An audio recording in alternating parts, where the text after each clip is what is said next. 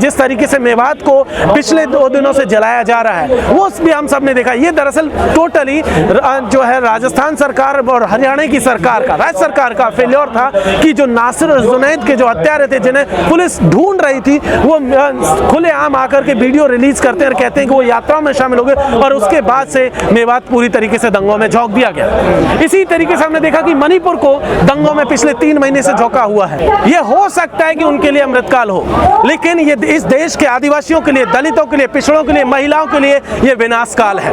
इस देश के तमाम जो लोग बीजेपी और आरएसएस के खिलाफ लड़ते आ रहे हैं उन सबको भी शामिल किया, चाहे बसपा हो, चाहे भीम आर्मी हो, चाहे और भी साथी जो भी अभी इस गठबंधन का हिस्सा नहीं है, जो इसमें अभी हमें पिक्चर में नहीं नजर आ रहे, वो सब भी आने वाले दिनों में हमें पूरी उम्मीदें नजर आएगी। संसद का मतलब सिर्फ कोई 4 दीवारी या कोई इमारत का नाम संसद नहीं है। संसद दरअसल उस जगह को हम लोग कहते हैं जहां देश के मूलभूत सवालों पर जहां चर्चा होती है, जहां एक हेल्दी बहस होती है और जहां से ये तय किया जाता है कि इस देश को आगे कैसे ले जाना है, उसका मुस्तकबिल किस तरीके से आगे बढ़ेगा, इसको चर्चा होती है। साथ ही साथ ये भी चर्चा होती है कि हमारे पुरखों ने जो संविधान बनाते वक्त जो सपना देखा था उस सपने को पूरा करने के लिए हम क्या क्या कदम उठा सकते हैं, उन कदमों को उठाने के लिए जो निर्णय लिए जाते हैं उस जगह को हम लोग संसद कहते हैं। और ऐसे में हम लोग लगातार देख रहे हैं कि पिछले कई सालों से ये देखने को मिला है कि जो सरकार जिसके ऊपर ये जिम्मेदारी थी कि वो देश की संसद को चलाएगी, इस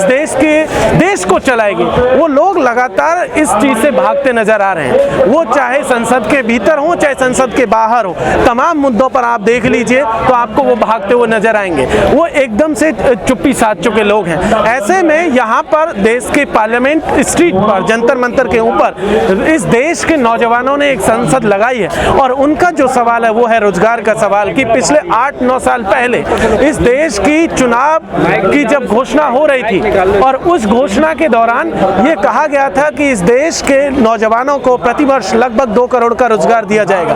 वो सवाल आज की तारीख में कंप्लीटली गायब है और वो मुद्दे को पूर्णतः जिस तरीके से भटकाया गया, उसी सवाल को वापस लेकर के इस देश के नौजवान 9 साल बाद फिर से यहाँ पर पार्लियामेंट स्ट्रीट थाने के ऊपर बाहर आए हुए। इस देश को बनाते वक्त हमारे पुरखों का सपना था कि इस देश में तमाम जाति, धर्म और संप्रदाय के लोग, पंथ के लोग शांतिपूर्वक रहें और वो जो सपना था उसका इस देश की प्रस्तावना में हम सब ने देखा, जिसकी पहली लाइन कहती कि हम भारत के लोग। उस हम में दरअसल यहाँ तमाम तरीके के लोग, जितने भी लोग यहाँ रहते आ रहे हैं, 140 करोड़ की आबादी, वो सब शामिल थी। लेकिन पिछले 8 सालों में ये जो देश 9 सालों में जो हमारी सरकार है, खास करके केंद्र सरकार जो है, उसके ऊपर ये जिम्मेदारी थी कि उस संविधान की आत्मा को बचा करके रखे, उसकी जो भावना है उसको बचा करके रखे। लेकिन उन्होंने ये नहीं किया। उन्होंने आज ऐसा कर दिया कि एक भाई को दूसरे भाई के खिलाफ लड़ा दिया, एक जात को दूसरी जाति के खिलाफ खड़ा कर दिया, एक धर्म को दूसरे के खिलाफ खड़ा कर दिया, एक गांव दूसरे गांव के खिलाफ, एक राज्य दूसरे राज्य के खिलाफ में आज की तारीख में खड़ा कर दिया।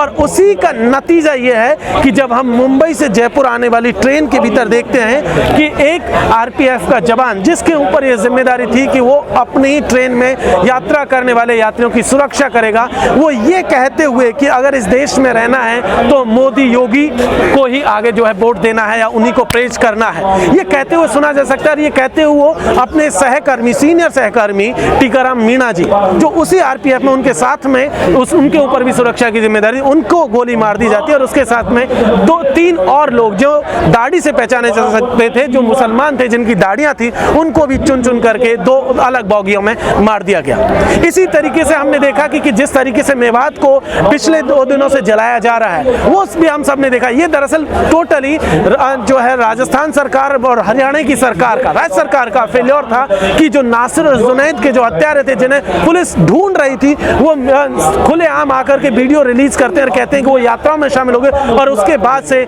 मेवात पूरी तरीके से दंगों में झोंक दिया गया। इसी तरीके से हमने देखा कि मणिपुर को दंगों में पिछले 3 महीने से झोंका हुआ है कि मणिपुर का भी मामला इसी तरीके का, जहां इनको जिम्मेदारी थी कि वो राज्य चलाएंगे। इन्होंने कहा था डबल इंजन की सरकार है, राज्य को बेहतर तरीके से चलाएगी। लेकिन क्या हुआ, हाई कोर्ट की तरफ से एक वर्डिक्ट आता है कि मैतेई को भी उनको एसटी का स्टेटस दिया जाए, जबकि हाई कोर्ट का ये काम नहीं था।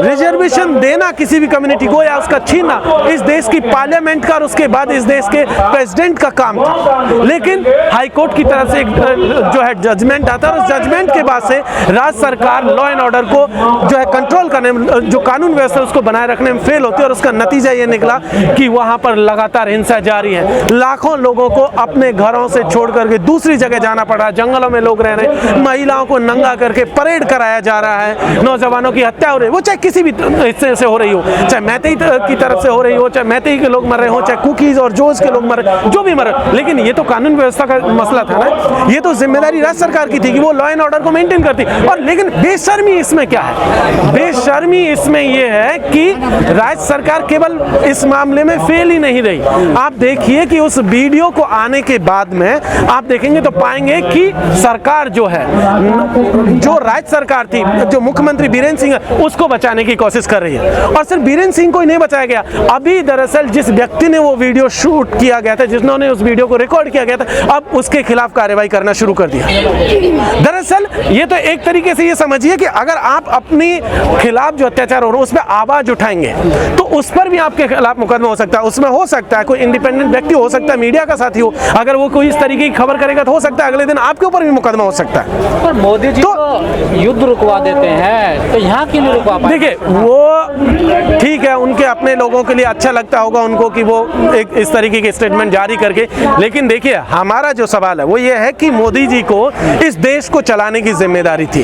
अगर वो देश युद्ध रखवा सकते और तमाम जो भी चीजें वो कर सकते हैं, वो हो सकता है वो करते होंगे, लेकिन हम ये कह सकते हैं कि मणिपुर पर मोदी जी कंप्लीटली फेल रहे हैं। मेवात के मसले पर जो है मोदी जी फेल रहे हैं। रोजगार के मसले पर मोदी जी कंप्लीटली फेल है। आदिवासियों की सुरक्षा के मसले पर, महिलाओं की सुरक्षा के मसले पर आप देखेंगे तो पाएंगे मोदी जी कंप्लीटली फेल है। सफल कहां पर है? जो मीडिया दिन रात इतना गुणगान गा रहा है वही सफल है। उसी टीवी चैनल, वो जो बॉक्स है टीवी का, उसी के भीतर सफल है। वो जो 4 लोग आपको टीवी में अंदर दिखते हैं उनके बीच में सफल है, बाकी आम जनमानस के बीच में सफल नहीं। अगर सफल होते तो आप देखते कि लगातार आप देखेंगे पाएंगे कि पिछले 8-9 सालों में, उससे पहले के रिकॉर्ड को देखिए, एनसीआरबी का, उसके बाद का रिकॉर्ड को देखिए तो पता चलेगा कि इस देश में महिलाओं के खिलाफ, दलितों के खिलाफ और आदिवासियों के खिलाफ सबसे ज्यादा अत्याचार अगर हुए तो इसी टाइम फ्रेम में हुए हैं। और वो अत्याचार कम नहीं हो रहे, वो लगातार बढ़ रहे हैं। इसीलिए ये सवाल उठाना यहाँ से लाजमी है और ये कहना भी बहुत जरूरी है कि मोदी सरकार 9 साल में फेल हुई है, कंप्लीट फेल। और जिसे हम लोग कहेंगे इनका अचीवमेंट एक है, वो है 0 अचीवमेंट। जैसे आपने कहा कि दलितों पर, आदिवासियों पर ज्यादा अत्याचार हुए इस दौर में, पहले जो राष्ट्रपति थे वो दलित थे, अब आदिवासी थे, इन पे भी तो सवाल खड़े होने। बिल्कुल सवाल है, राष्ट्रपति महोदया से एकदम सवाल है। और हम लगातार ये कह रहे हैं कि राष्ट्रपति महोदया जी, मैडम, आपने जब आप इस देश के सर्वोच्च पद पर आप विराजमान हुई थी, तब इस देश ने एक अलग उम्मीदों से आपको देखा था। महिलाओं की उम्मीदें थी कि उनको कुछ न्याय मिलेगा, आदिवासियों की उम्मीदें थी कि उन्हें कुछ न्याय मिलेगा, बहुजनों को उम्मीदें थी कि उन्हें कुछ न्याय मिलेगा। और एक महिला और एक आदिवासी एक ऐसे बैकग्राउंड से आती है जिन्होंने ये सब कुछ देखा, उनसे ये उम्मीद की जा रही थी कि देश को एक बेहतर दिशा देंगे। लेकिन लगातार हम लोग देख रहे हैं कि उनकी जो चुप्पी है, वो चुप्पी इस देश के लोगों को भारी पड़ती हुई दिख रही है। उन्होंने जिस तरीके से, हाँ, ये लगातार वो भी सवाल उठा रही है कि उन तक सवाल पहुंचते नहीं है, उन तक जो है चिट्ठियां नहीं पहुंचती, वो खुद अपनी तरफ से सवाल, एकदम हो सकता है कि वो सही कह रही हो। और हम तो मानते हैं कि अगर इस देश का राष्ट्रपति, हम तो ये मान के चलते हैं कि अगर इस देश का राष्ट्रपति ये बात कह रहा है कि उन तक चिट्ठियां नहीं पहुंच रही, तो हमारे लिए तो ये सच की बात है। हम तो मानेंगे कि हाँ, राष्ट्रपति सही कह रही है। और ये अगर बात सही है तो सच में शर्मनाक बात है। सर, वो कहते हैं अमृतकाल है, ये आजादी का अमृत महोत्सव है। ये हो सकता है कि उनके लिए अमृतकाल हो, लेकिन ये इस देश के आदिवासियों के लिए, दलितों के लिए, पिछड़ों के लिए, महिलाओं के लिए ये विनाश काल है। क्या गोधरा, सर, गोधरा होने के बाद क्या मोदी के सपनों का भारत जो है, यही उम्मीद की जा सकती है, यही है? देखिए, मोदी के सपनों का भारत कैसा था उन्होंने तो कोई भी बताया नहीं, लेकिन आरएसएस के सपनों का भारत लगातार मार्केट में चलता रहा, लगातार वो उस बात की बात करते रहे। लेकिन वो आरएसएस के सपनों का भारत दरअसल इस देश के संविधान के खिलाफ बात है, वो इस देश की आत्मा को तोड़ने वाली बात। वो चाहते हैं कि इस देश में सिर्फ एक ही धर्म के लोग रहें, एक ही जाति के लोग रहें। हम सब लोग जानते हैं कि एक परिवार में भी जो तमाम लोग रहते हैं वो भी एक जैसे नहीं होते, सबकी पसंद नापसंद भी एक जैसी नहीं होते। ऐसे में ये जो कहना कि एक तरीके के लोग हों, एक जाति के लोग हों, एक ही पार्टी, एक ही विचारधारा के लोग हों, ये पॉसिबल नहीं है। और इसी, क्योंकि हमारी तो खूबसूरती इसी बात में थी, विविधता में एकता वाली, यही तो हमारी थी, यूनिटी इन डाइवर्सिटी। उसी उसी को दरअसल आरएसएस खत्म करने पर तुला हुआ, और उसी प्रक्रिया में हम लोग लगातार देख रहे हैं। मेवात में जो हो रहा है, मणिपुर में जो है, सीधी मध्य प्रदेश में जिस तरीके से पेशाब कांड हुआ, या फिर और तमाम जगहों पर जो देख रहे हैं, वो सब उसी दिशा में चल रहा है। एमपी एमएलए वो खुलकर क्यों सामने नहीं आ रहे इस पूरे मामले? नहीं आएंगे।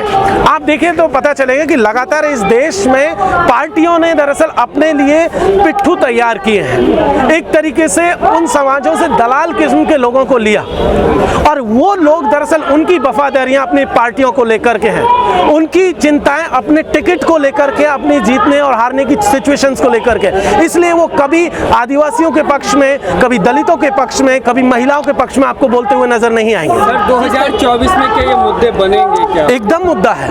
आप देखिए जी, जिस तरीके से आप देखेंगे पिछले हम लोग देख रहे हैं कि एक यूनिटी बनती हुई नजर है, और वो यूनिटी इंडिया की यूनिटी, वो देश की यूनिटी दरअसल एक बनती हुई नजर है। और उसमें आप देखेंगे तो किस तरीके के मसले हैं, जैसे जाति जनगणना का मसला, ओबीसी समाज जो इस देश का जनसंख्या के हिसाब से सबसे बड़ा समाज है, वो लगातार कह रहा है कि हमारी जनगणना कराई जाए। जो बेसिक डिमांड है, वो जानना चाहते हैं कि आखिर हमारी हिस्सेदारी है कि नहीं, हम लोग हैं कितने, वो यही तो जानना चाह रहा है। वो कुछ और नहीं मांग रहा, वो सिंपल एक सवाल है कि भाई हमें हमारी गणना करा दीजिए, इतनी सवाल है। लेकिन मोदी सरकार लगातार पिछले सालों में बचती आ रही है। ऐसे में ये जो यूनिटी बनती हुई दिख रही है, उसमें पहला सवाल क्या है? यही सवाल है कि अगर वो सरकार आती है तो ओबीसी जनगणना बन रही है, इसमें दलितों की जो पार्टियां, मुख्य पार्टियां, इस यूनिटी में वो नजर ही नहीं आ रही। इनको तो दरकिनार कर दो, तो कैसी यूनिटी है? देखिए, एक चीज आप इसको जब इस बात को करेंगे तो ऐसा नहीं है। अभी पहली 2 मीटिंग्स हुई हैं, अभी और भी बहुत सारा। पहली मीटिंग में बहुत कम लोग नजर आ रहे थे, दूसरी में और कई लोग जुड़ गए। सुप्रीमो कह रही है कि हमें दरकिनार कर दिया गया है। एक ये देखिए, ये अगर हम ये नहीं कह पाएंगे कि भाई बसपा सुप्रीमो जी जो कह रही है उनको क्यों नहीं बुलाया, क्या जो कॉम्प्लिकेशन, लेकिन एक चीज हम लगातार एक चीज हम देख रहे हैं, आप ये चीज अभी ये शुरुआत है। आने वाले दिनों में आपको ये जो अम्ब्रेला है ये बड़ा होता हुआ नजर आएगा। उसमें भीम आर्मी से लेकर के बसपा से लेकर तमाम साथी जो भी पार्टियां हैं, और हमें उम्मीद है और हम उनसे भी अपील करते हैं जो एक बड़ा अम्ब्रेला लेकर के चल रहे हैं, जो बड़ा दिल दिखाना चाहते हैं, वो उनसे भी हम लोग की अपील यही है कि उन्हें भी शामिल किया जाए। इस देश के तमाम जो लोग बीजेपी और आरएसएस के खिलाफ लड़ते आ रहे हैं, उन सबको भी शामिल किया, चाहे बसपा हो, चाहे भीम आर्मी हो, चाहे और भी साथी जो भी अभी इस गठबंधन का हिस्सा नहीं है, जो इसमें अभी हमें पिक्चर में नहीं नजर आ रहे, वो सब भी आने वाले दिनों में हमें पूरी उम्मीदें नजर आएगी।